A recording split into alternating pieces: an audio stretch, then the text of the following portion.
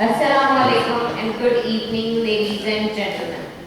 My name is Kanzari and I welcome you all on the behalf of Pakistan Center for Law and Society and University of Veterinary and Animal Sciences in coordination with International Veterinary Students Association.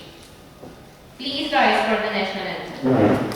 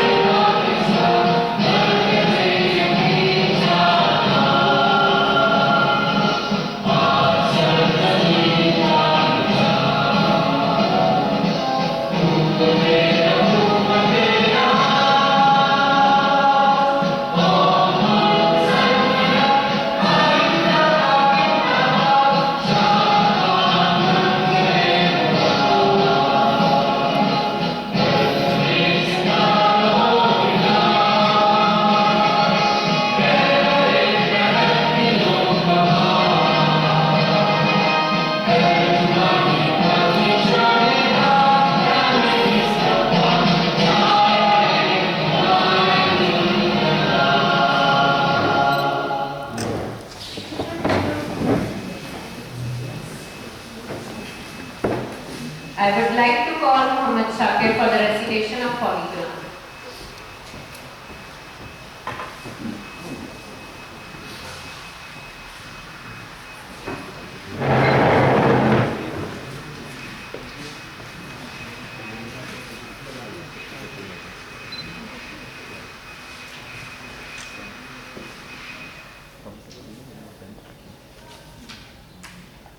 أعوذ بالله من الشيطان الرجيم.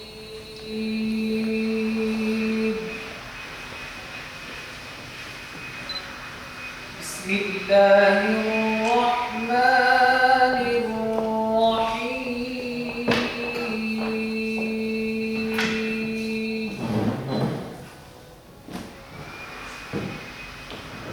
والله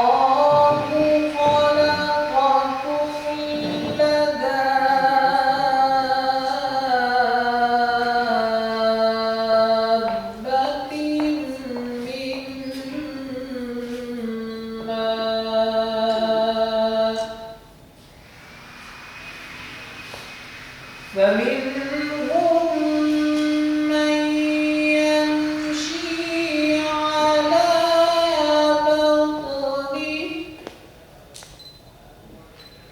ومنهم من يمشي على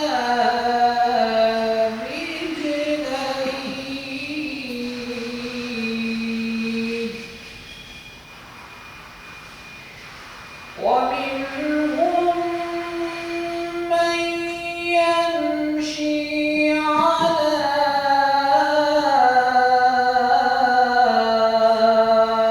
أربع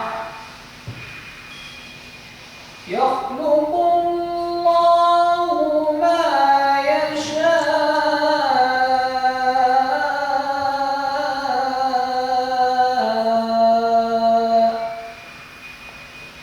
إن الله على كل شيء قدير.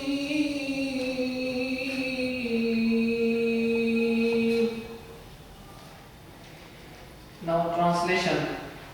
In the name of Allah, the most beneficent, the merciful. Allah has created every living creature from water, and of them are those that move on their bellies, and of them there are those that walk on 2 legs, and of them are those that walk on 4. Allah creates what He wills. Indeed, Allah has command on all the things. صدق الله العظيم.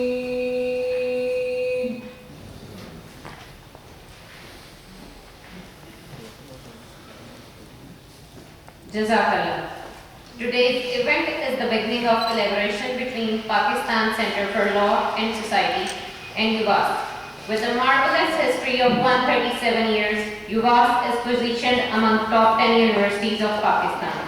Many exciting and thought-provoking programs are being planned jointly by us.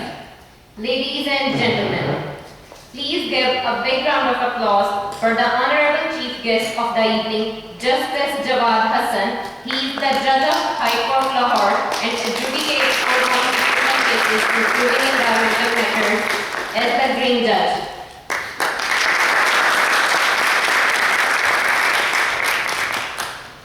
To introduce the topic and to start the panel discussion, I would like to call Barrister Nudra Abdul Majid, President of PCLS.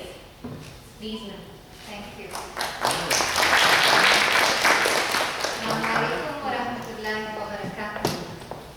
Samuel Coleridge, the famous English poet, said in a poem called The Ancient Mariner, "Water, water, everywhere, and not a drop to drink."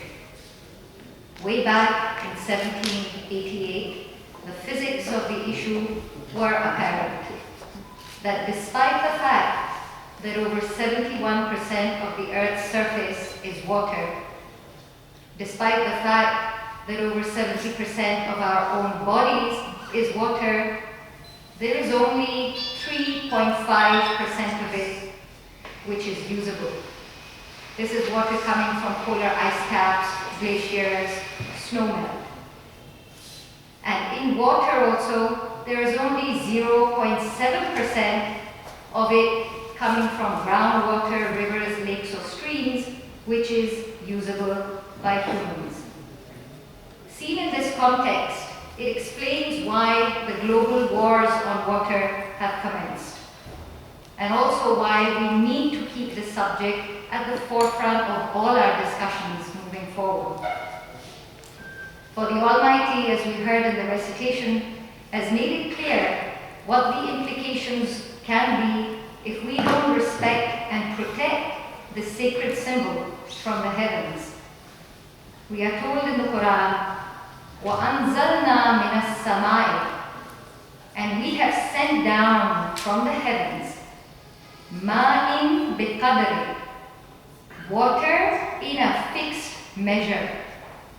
فَأَسْكَنَّاهُ فِي الْأَرْضِ, and we have made the earth the home for this water. وَإِنَّا عَلَى ذَهَابٍ بِهِ لَقَادِرُونَ, but if we want, we can take it away. So the warning signs are loud and clear from both the heavens and the earth. A recent IMF report has told us that Pakistan could run dry by the year 2025. That's only 5 years from now. This is the alarming level of our water shortage. Already, Pakistan ranks 3rd in the world amongst countries facing acute water shortage. Authorities have been warned that Pakistan may reach absolute water scarcity by 2025. The UN humanitarian coordinator in Pakistan recently said, no person in Pakistan, whether from the north with more than 5,000 glaciers or from the south with its hyper deserts, will be immune to this scarcity. In the next 20 years, Pakistan will become the most water-stressed country in the region. It is a threat much, much bigger than terrorism. Let's move to today's panel discussion. Let me begin by introducing our distinguished panelists and our respected chief guest. Our chief guest, the Honorable Justice Jawad Hassan of the Lahore High Court, was a senior lawyer with extensive experience in civil, commercial, and international matters before he came to the bench. He is on many boards, has authored many chapters, articles, and writings on the environment and water. In particular, he's on the board of the High Court's Overseas Pakistani Cell, so has been a speaker at a number of international and national conferences and seminars. His own postgraduate research and study was also on the international law of water, so he is well qualified to be called, as he is known, the Green Judge of the Lahore High Court, having given a number of judgments pertaining to water utilization and conservation. May I just state at the outset that Justice Jawad, we are very grateful to him for coming here on a topic and speaking on a topic which can be quite controversial and can raise a lot of emotions. Justice Jawad Hassan is a sitting judge, he is currently a judge, so he will restrict his views and comments to his judgments on water conservation and the Islamabad Declaration, since that was an initiative of the Supreme Court of Pakistan. Welcome, Justice Jawad. Our speaker, who is absent right now, but he is on his way from Islamabad, is Senior Counsel Ahmed Bilal Sufi. He is a Supreme Court advocate and was one of the pioneering stalwarts of international law and practice and research in Pakistan. His brainchild, the Research Society for International Law, RSIL, is a beacon of light and guidance for anyone interested in any aspect of international law and its connection with Pakistan. To my left is Senior Counsel Faisal Hussain Naqvi. Faisal Sahab is also a Supreme Court advocate with extensive experience not only in courts in Pakistan, but also as counsel in international cases involving Pakistan on the international dispute resolution level of arbitration. One of them, of course, is the huge Kishan-Ganga dispute between Pakistan and India, on which we look forward to hearing his views on. He has such in-depth knowledge of the technicalities of dam disputes that I have often wondered whether he is a frustrated mechanical engineer at heart. But he is a very successful lawyer. Maybe his second career will be that. Welcome, Faisal Sahab. To my right here is Advocate Ahmed Rafi Alam. Rafi Alam Sahab, along with an active legal practice in energy, natural resources, and urban infrastructure projects, is a passionate advocate for environmental law and conservation. Personally, I have known him to be working for more than a decade, perhaps it's even longer, tirelessly in raising awareness and training professionals on water issues and environmental conservation. The extreme right, a well-known figure for this esteemed university, Dr. Qamar Shahid. Dr. Qamar Shahid is an associate professor of UVAS in the Department of Livestock Production. He has been a faculty member since 2005 and received his PhD in animal sciences from the University of Minnesota in USA. There's one common thing about all these speakers, and that is a very important common factor, and that is that all these speakers are not here, have not been invited because they are on the top of their fields professionally or because they have glittering CVs, which they do. They are here because they are amongst a very small and heroic brand of Pakistanis, of which I assure you are not many, who are willing to make the effort at the end of a full day's work to share their knowledge and their time. For that we are very grateful. And I encourage all of you to take full advantage of their generosity and pick their brains as best you can. The purpose of today's event is to familiarize all of us with the many different factors comprising Pakistan's water issues. Number two, to introduce the Islamabad Declaration, which PCLS is taking around Pakistan to engage in a nationwide debate. And number three, to engage as many sectors of society with the water crisis by driving home its immediacy and its immensity. Today's panel discussion will be divided in two segments. We will deal first with Pakistan's surface water issues, So that will bring in issues like the Indus Water Treaties, relations of Pakistan with India, China and Afghanistan, with whom we share the Indus River Basin. The second segment will deal with Pakistan's domestic groundwater issues and aspects related to it. Domestic dams, water management, interprovincial allocation, utilization for livestock, etc. I will raise about 4 to 5 issues in both the segments, and then we will hear the views of the panelists, and at the end of every issue I will open it for the floor so that we can also benefit from your comments and your viewpoints. So let us start with issue number 1. Let's go back to the history of Pakistan's water crisis. 5 of our 6 rivers come from Kashmir. Other than Bias, Indus proper, River Chenab, River Jhelum, River Ravi and River Sutlej come from Kashmir, which makes me wonder, did Nehru at the time of partition really want Kashmir for India? And without realizing it, he got the precious jewel of waters, all the rivers with it? Or was it that he actually wanted the water and needed Kashmir in order to get the rivers?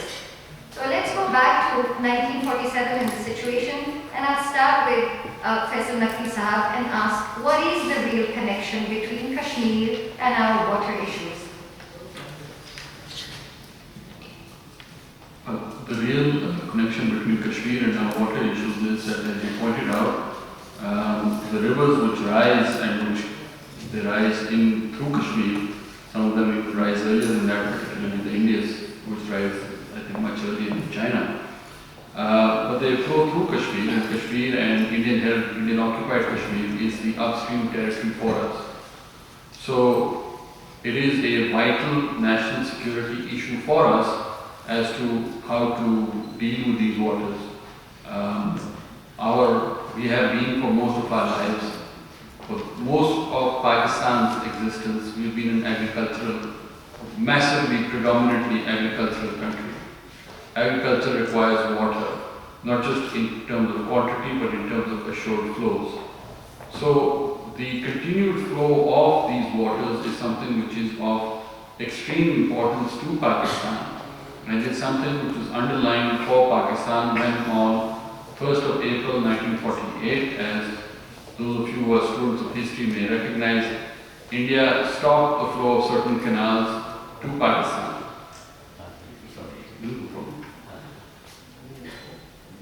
So, because when partition happened, the one thing that the British did not do was to come up with detailed arrangements as to how the water flows would continue, because particularly the irrigation system of the Punjab remains one of the great engineering achievements in history, and in terms of how many people it has brought out of poverty. So this lack of arrangements by the British led to problems. As I said, India shut off our water flows, and then immediately set off a long period of negotiations between India and Pakistan, which resulted in the Indus Water Treaty. Now, there's a lot of debate about the Indus Water Treaty. Certainly, so far as I am concerned, I am a huge supporter and fan of the Indus Water Treaty. So people will say things like, Ayub Khan ne 3 darya bech diye. I mean, I think that's not really a properly informed statement, because जो 6 darya जो हैं, out of that, Pakistan, through those 3 rivers that we got, we get 80% of the average water flows. So जब कोई कहता है ना कि हमें सिर्फ 3 दरिया मिले, तो लोग सोचते हैं कि अच्छा जी आधा पानी हमें मिल गया, आधा पानी इंडिया ले गया. That's not correct. We got 80% of the water flows, and more importantly, through the treaty, what we got was an enforceable mechanism to make sure that India doesn't, interfere with our water rights. So not only is the quantum guaranteed under the treaty, but more importantly, the timing of these flows is such that, there is an obligation on India to let flow these waters. So India cannot really stop these water flows either. So if you look at the treaty, what it will tell you is, as you get closer to the, for example, line of control, the amount of water which comes to Pakistan is at a minimum week-to-week constant, and then it becomes, daily constant with variations, and then absolutely close to the line of control, it becomes within a 24-hour cycle it has to be कि जितना पानी आया उतना पानी आगे जाता है.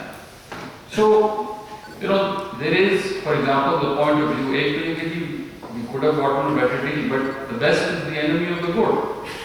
And it's a question that I've asked before while talking at University National Management College. हमें 3 दरिया क्यों मिले? हमें इसलिए मिले क्योंकि जब उन्होंने आपसे कहा कि आप 5 दरिया ले लें तो आपने कहा कि मुझे 6 चाहिए. This is history. फिर उनका अच्छा कि आप 4 ले लें, हमने कहा नहीं हमें 6 चाहिए. Eventually जब उन्होंने कहा कि 3 ले लो तो you finally had the brains to say yes.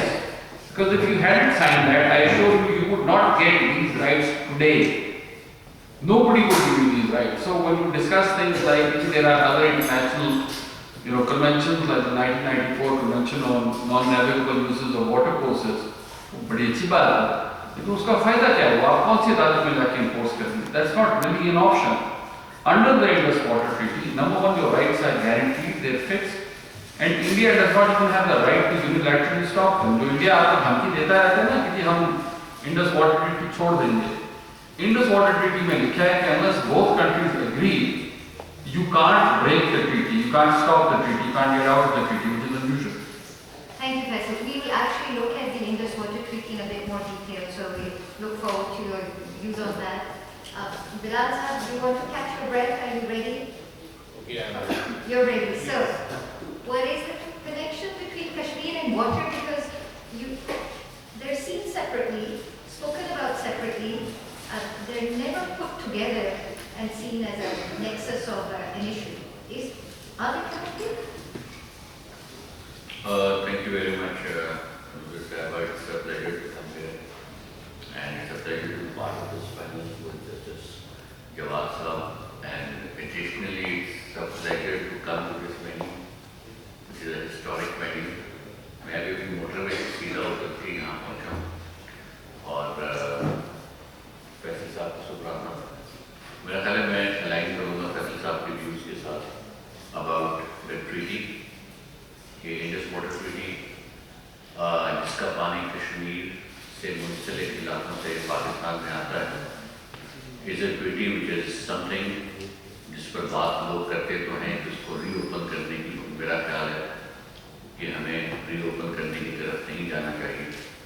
हमारी position to bargain any further if it is opened up उस तरह की भी नहीं है जो 1947 में थी from an economic point of view और एक मैकेनिज्म ये ट्रीटी मुहैया करती है. जब हम कश्मीर की बात करते हैं कश्मीर इशू की बात करते हैं तो फर्स्ट इम्प्रेशन में तो ये भी लगता है कि इस ट्रीटी की अपनी स्टैंड अलोन रिजीम है और इसका ताल्लुक किसी और इशू से नहीं है. लेकिन जब आप ये बात करें कि कश्मीर में चेंज ऑफ टाइटल का क्या इम्पैक्ट होगा, कश्मीर डिस्प्यूट इटसेल्फ का क्या इम्पैक्ट होगा, तो कुछ इम्कानात ऐसे हैं, पॉसिबिलिटीज़ हैं जिसमें वाटर फ्लो जो है उसको लिंक किया जा सकता है with any use of force विज़-इन पाकिस्तान. अभी तक हमारी जो जंगें कश्मीर की बाबत हुई उसमें ना सिर्फ ये ट्रीटी इंटैक्ट रही बल्कि इस ट्रीटी के नीचे जो ऑब्लिगेशंस थी पानी को अलाउ करने की इनटू पाकिस्तान वो भी इंटरप्ट नहीं हुई. तो अब जो रीसेंट डेवलपमेंट है 5 अगस्त की 2019 की जिसमें इंडिया ने आर्टिकल 370 और 35A ख़ास तौर पर री इंजीनियर कर दिया है, उसके हवाले से अगर आप देखें तो सरदस्त तो कोई खतरा उन मानों में नज़र नहीं आता क्योंकि इंडिया की जानिब से भी इस पर्टिकुलर कॉन्टेक्स्ट में 370 के कॉन्टेक्स्ट में 35A के कॉन्टेक्स्ट में इंडस वाटर ट्रीटी को मुंसलिक बराह रास्त नहीं किया गया. लेकिन ट्रीटी से बाहर कुछ बयानात आपको परेशान जरूर करते हैं. जो प्राइम मिनिस्टर ऑफ इंडिया ये कहते हैं कि खून और पानी एक जगह नहीं रह सकता. सो इससे क्या मुराद है? इस थीम, इस डॉक्ट्रिन, इस पॉलिटिकल स्लोगन का कानूनी इम्पैक्ट ट्रीटी पर होगा या नहीं होगा, इसका मैं हतमी जवाब नहीं दे पाऊंगा बिकॉज ये ज़ेरे और मामला है. लेकिन बाहर यूरोप की बहुत सख्त पोजीशन है पानी और खून एक साथ नहीं बह सकता। तो जब वो ये कहते हैं तो थ्रेट असेसमेंट के पॉइंट ऑफ व्यू से आप ये वैल्यूएट कर सकते हैं कि आज 370-35A की बाबत जो कुछ किया गया, क्या उसके बाद अगला स्टेप जो होगा वो ट्रीटी के हवाले से कोई और किसी और तरफ जाने के इम्कानात होंगे, क्योंकि इसको बहुत सीरियसली गौर तो किया गया। 2-2.5 साल पहले आपको इससे याद होगा, प्राइम मिनिस्टर ऑफ इंडिया ने टीमों को बुलाया और टीमों ने एग्जामिन किया और फिर बताया कि आप इसे यूनिलैटरली रिवोक नहीं कर सकते। इसमें आर्टिकल 12 है, अगर रिवोक करना भी है दोनों ममालिक ने मिलकर करना है। लेकिन कुछ लोग अभी भी वहाँ पर एक्सट्रीमिस्ट और मैक्सिमलिस्ट पोजीशन रखते हैं। तो देखना ये कि कश्मीर की जो भी 5 अगस्त का फीडबैक या ब्लोबैक या उसका रिएक्शन के साइड लाइन्स पर इसका लीगल ट्रीटमेंट कैसे आगे बढ़ता है। तो बराह रास्त कनेक्टेड नहीं है लेकिन politically connected. Justice Javad.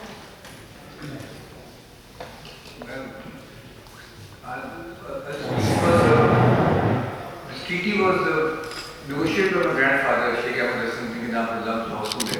He was a part of a delegation who spent 8 years in the US, and this treaty is made by the efforts of the World Bank. And the author of this treaty was a Fisher, professor at Harvard. When I was asked to start my PhD on the Winter Solar Treaty, and I left, when I came back to Pakistan, just some of the factors say that this treaty is after 3 wars, because there have been treaties in the world of McCoy, Renew, River Nile, Amazon, various countries, there are riparian rights of a concept of downriver countries in the international law has been examined while making this treaty, and this treaty will not be broken because the World Bank's effort of the intervention of the World Bank. And also as per the Vienna Convention, we had 3 wars, the treaty was still intact, जो सुनील साहब कह रहे थे। इसमें politically जो चीज़ देखी गई है और देखी जाएगी वो ये कि इसके जो mechanism है जिसमें फैसल सेटलमेंट करेंगे, जिसमें अगर हुआ तो क्या होगा, because अगर इसको examine करें because it was signed in October 1960 by the President of Pakistan and Nehru came to Karachi when they signed that.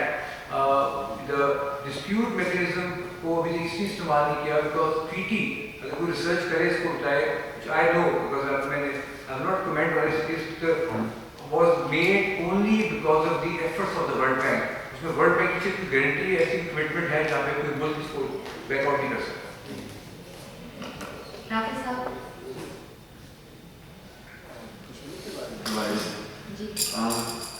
ये याद रखिएगा कि ट्रीटी 1 यूनिट के दौर में साइन किया गया था, तो हमारे सूबों की कोई उसके अंदर कोई पार्टिसिपेशन नहीं थी और कश्मीरियों से भी किसी ने पूछा नहीं। पानी उनका ही है, अगर आप समझते हैं पानी एक प्रोविंशियल सब्जेक्ट है तो उनका, उनसे किसी ने पूछा नहीं।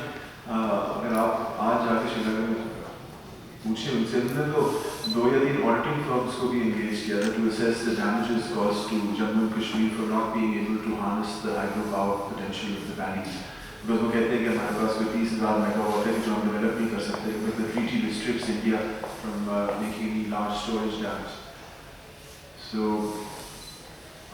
the treaty, you know, there are 26 tributaries to the Indus. The treaty limits our view because we only talk about the western rivers and the eastern rivers. It limits our understanding of the complexity of the system. I mean, who divides rivers anyway?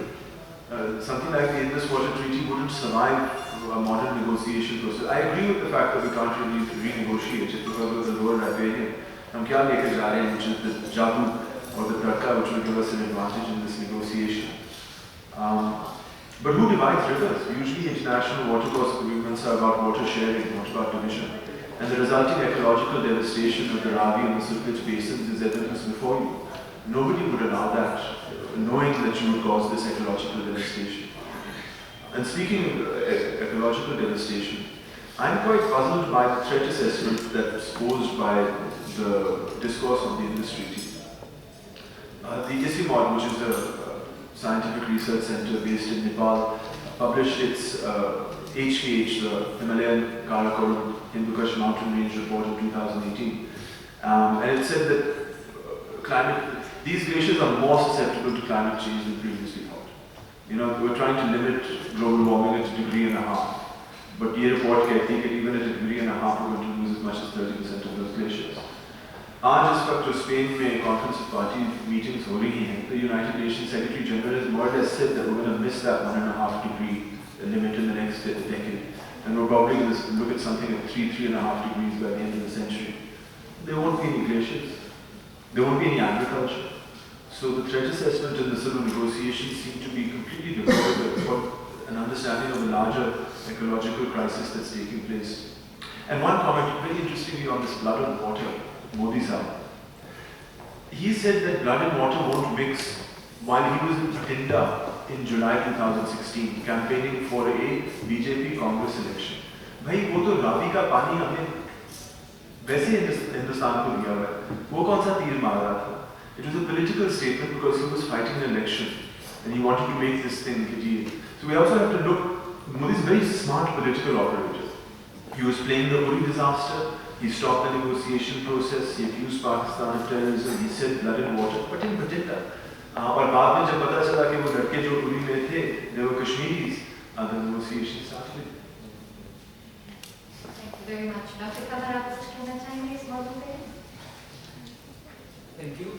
इसमें मैं जो expert नहीं हूँ इसके हवाले से, लेकिन मुझे अच्छी बात लगी है कि इस हवाले से बताया जाए कि 80% पानी हमें मिल रहा है सोसाइटी से।